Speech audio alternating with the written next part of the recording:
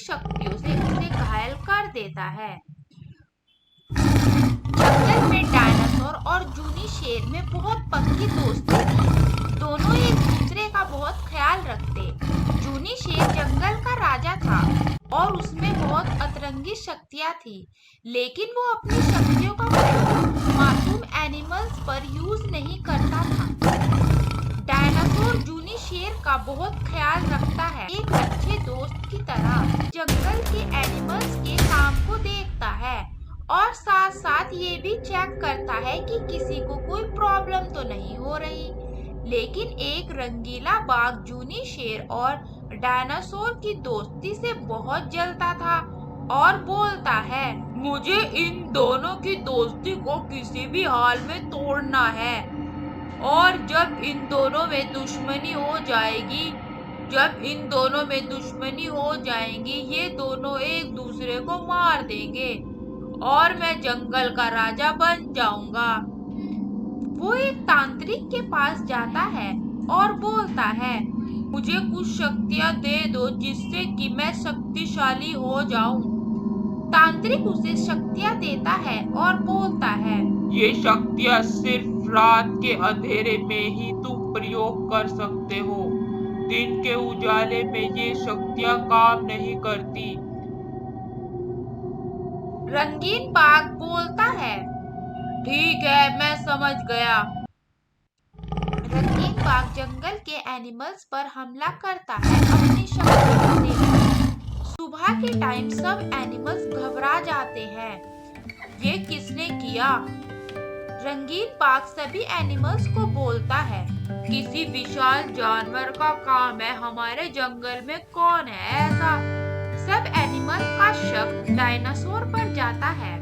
सब एनिमल जूनी शेर से बोलते हैं, इसे डायनासोर को जंगल से निकाल दो, वरना हम सब मिलकर इसे मार देंगे।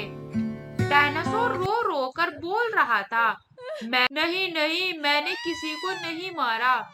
जूनी शेर बोलता है, हम बिना सबूत के किसी पर इल्जाम नहीं लगा सकते। मैं खुद पता करता हूँ ये किसने किया है।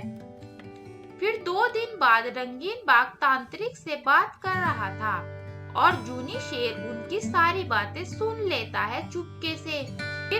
फिर रात को रंगीन बाघ अपनी शक्तियों का प्रयोग करने ही वाला था, तभी वहां जूनी शेर आता है और अपनी शक्तियों से उसे घायल कर देता है और सभी एनिमल्स को बताता है, ये डायनासोर पर इल्जाम लगा रहा था और ये खुद कातिल है। फिर सब एनिमल्स उसे जंगल से बाहर निकाल देते हैं और डायनासोर से माफी मांगते हैं, हमें माफ कर दो डायनासोर। फिर जूनी शेर और डायनासोर की और पक्की दोस्ती हो जाती है। अगर आपको हमारी स्टोरी अच्छी लगी तो सब्सक्राइब करना ना भूलें, लाइक करें, शेयर करें। शैतानी शक्तियाँ बहुत स्ट्रॉन्ग थी, लेकिन मोनू की शक्तियों के आगे हार जाती हैं। एक जंगल में 2 भाई रहते थे, एक का नाम मोनू और दूसरे का नाम सोनू था। मोनू बहुत समझदार और दयालु था, लेकिन सोनू थोड़ा शरारती और मंदबुद्धि था। सोनू जंगल के सभी एनिमल्स का ध्यान रखता है और एक एक एनिमल से पूछता है, तुम्हें कोई परेशानी या दिक्कत तो नहीं हो रही जंगल में? और दूसरी ओर सोनू एनिमल्स के बच्चों को परेशान करता है और उनका खाना भी खा जाता है। ऐसे ही दिन बीतते हैं।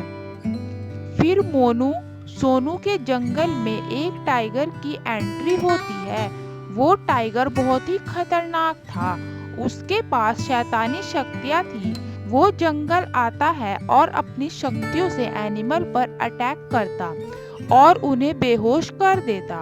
वो काफी दिन तक ऐसे ही करता है। फिर एक दिन भालू मोनू के पास जाता है और सारी बात बताता है।